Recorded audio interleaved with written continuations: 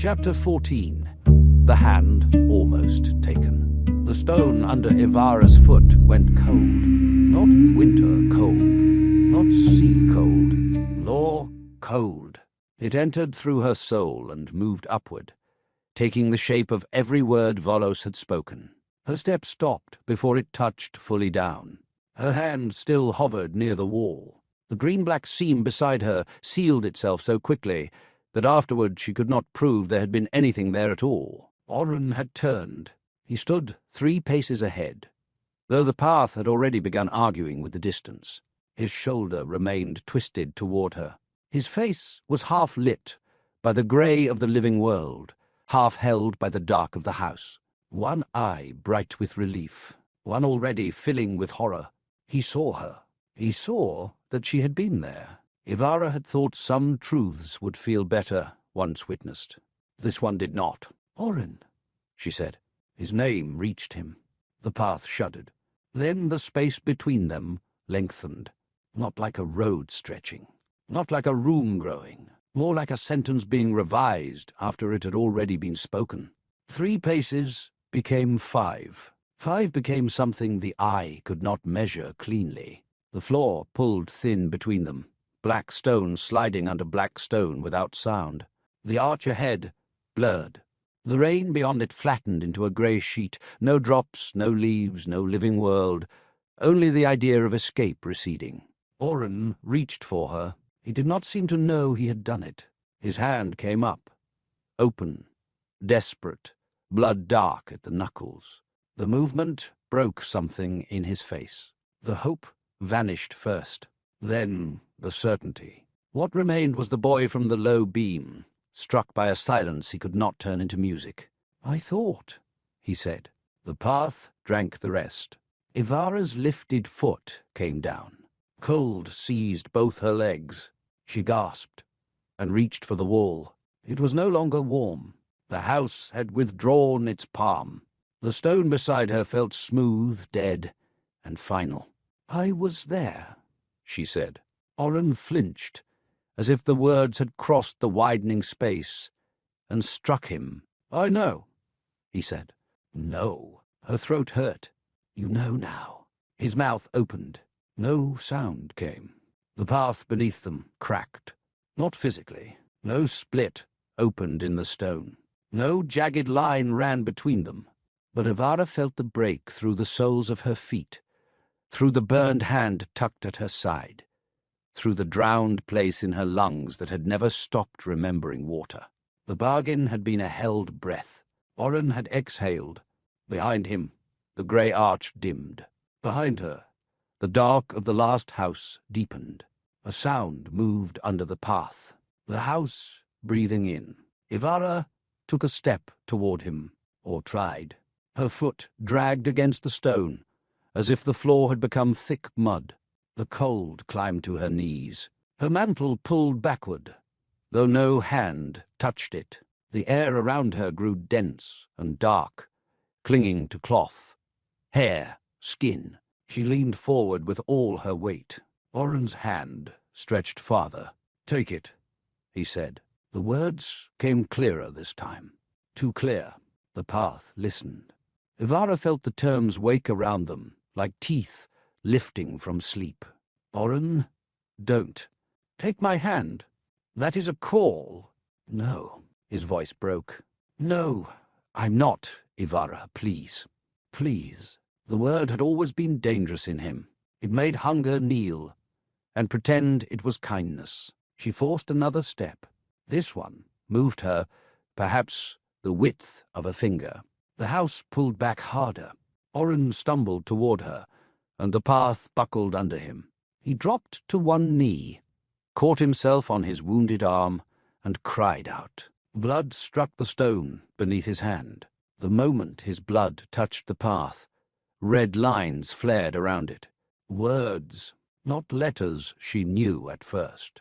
Then the house changed them, because it wanted to be understood. Breach. Orren looked down. His face emptied.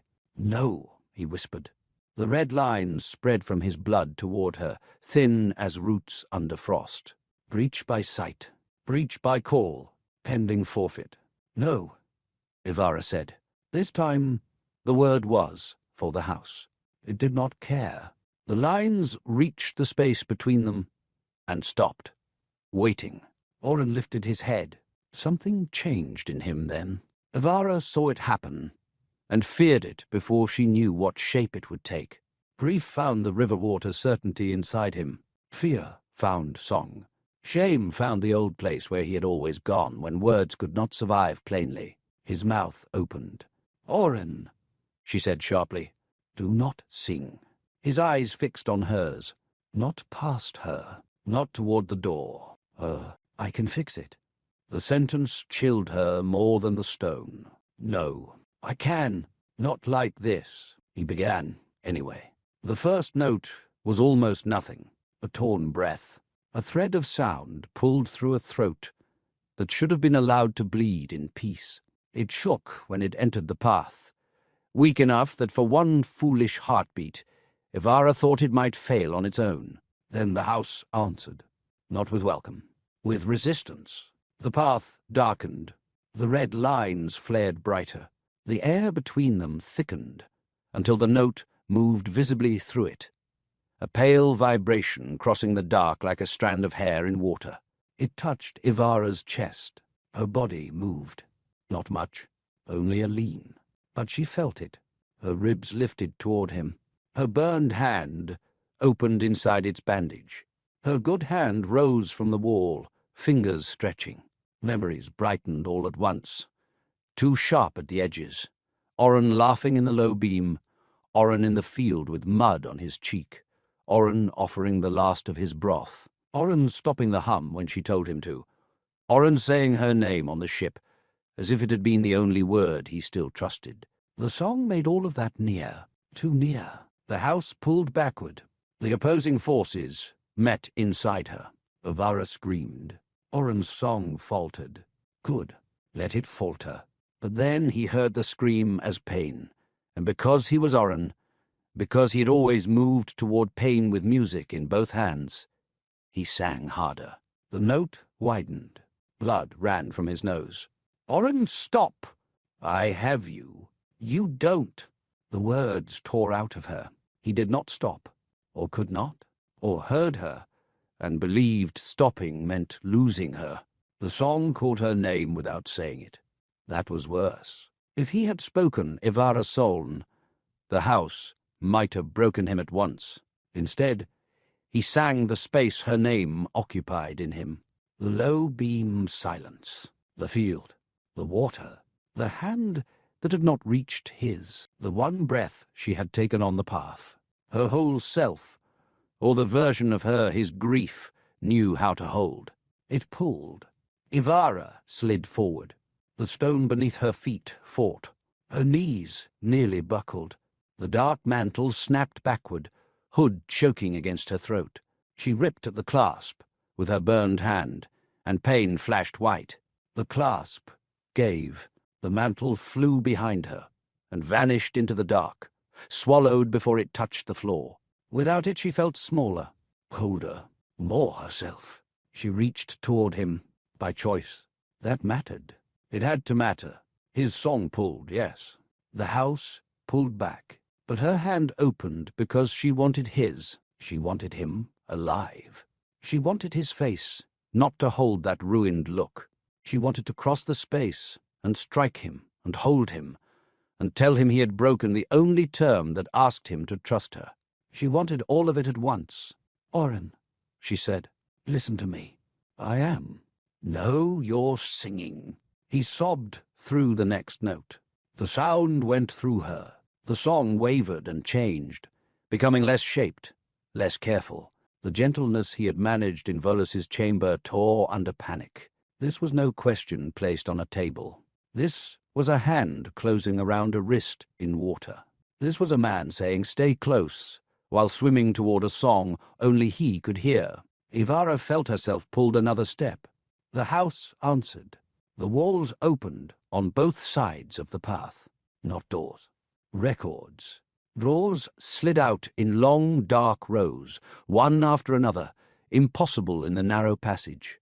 Black glass faces glimmered inside them. Lines of red light wrote themselves too fast to read fully. Return void. Terms breached. Evara Solm retained. Orren Keld forfeit pending. Living trespass marked. Song claim contested. Song claim. Evara's stomach turned. No, she said again. The record nearest her opened wider. Her own name appeared. Evara Solm. Below it, the line began to form. Failed to follow. She slammed her good hand onto the glass. The writing stopped. The house went still. For one breath, even Orren's song thinned. Evara leaned into the record, palm burning cold against the glass. I followed. The letters flickered. Failed to... I followed. The glass beneath her palm warmed. Orren's song tugged at her ribs, pleading now, desperate, almost childlike. The house pulled at her back. The record held under her hand, waiting for the right words or the wrong ones. I was there, she said. The line on the glass broke apart. For a moment, nothing replaced it. Then, slowly, new words formed. Evara Solm. Present on path at time of breach. The record slammed shut. The force threw her forward. Orren cried out and reached with both hands. The distance between them collapsed by half. Their fingers were suddenly close enough for heat. His heat. Living warmth, fevered and rain-salted and blood-borne, crossed the last span before skin did. Evara felt it in her fingertips and nearly sobbed. Orren saw her hand. His song became a raw, rising thing. Almost, he gasped. No, that word was death. Almost was the thing stories fed on when truth had gone hungry. Almost saved. Almost touched. Almost enough. Almost could make a whole life into a room a person never left. Evara stretched anyway. Her shoulder burned. Her hand shook. The bandage around her burn unwound in a long grey strip and streamed backward into the dark like smoke. She reached with the burned hand, too, because pain had already spent itself, and because one hand was not enough for all that unfinished wanting. Orren's fingers reached hers. A drop of his blood lifted from his knuckle and hung in the air between them, not falling. Not yet. It drifted toward her, slow as a thought. It touched her first finger. Warm, real, not his skin, only blood. Still, his face changed, as if he had felt the contact. Evara made a sound that might have been his name. His fingers strained. The tips of them brushed the heat around her hand. Not the hand. The air trembled between their skin. Then the song broke. Not stopped. Broke. Orren's voice cracked open on a note too large for the ruined throat, carrying it. Blood spilled from his mouth, bright against his teeth. He doubled forward and still tried to sing. The sound that came out was no longer beautiful. It was wound. It was need without music enough to hide itself. The house accepted that. The red lines between them flared white. The word arrived with no voice, and every voice. Forfeit. Orren's eyes widened. Evara understood before he did. The house was no longer waiting to see whether the breach could be corrected. The terms had crossed from bending into breaking. Volos did not appear. He did not need to. His law had always been here. In the floor. In the records. In the path that had allowed them just enough hope to know the shape of loss. The pull on Evara's back became a hand, not one hand. The house. She was taken from the space between one breath and the next. Her fingers swept through where Orren's had been. Nothing. No! He shouted. No song now. Only voice. Only man. That almost undid her more than the song had. The path tore open behind her. Dark corridors unfolded. Records and blue fire and leaf-carved shadow flickering in them. The house drew her backward through its own impossible throat. Orren lurched after her. The red lines caught him across the chest. He struck them like ropes and fell to his knees. "Orren!" she screamed. He lifted his head. The look on his face would follow her through every room of death. Not because he had lost her, because he knew. He had turned. She had been there. He had sung. Anyway, the house pulled harder. Evara clawed at the stone. Her nails found no purchase. Her burned hand left a streak of bloodless heat on the floor. The path stretched. Orren blurred. The grey arch beyond him vanished entirely. He reached one last time. So did she. Their hands passed close enough that the air between them warmed. Not touching. Never touching. Then the last house remembered its claim.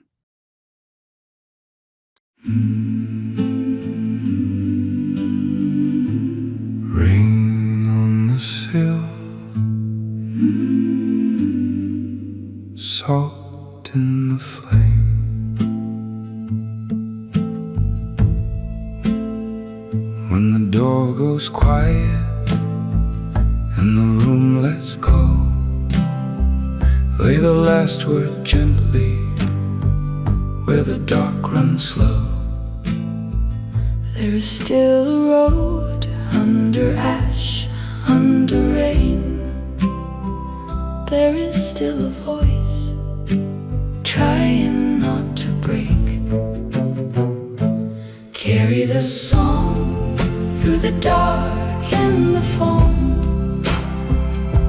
Carry the name when the cold calls home. Leave one small light where the lost can remain. I will find you by listening.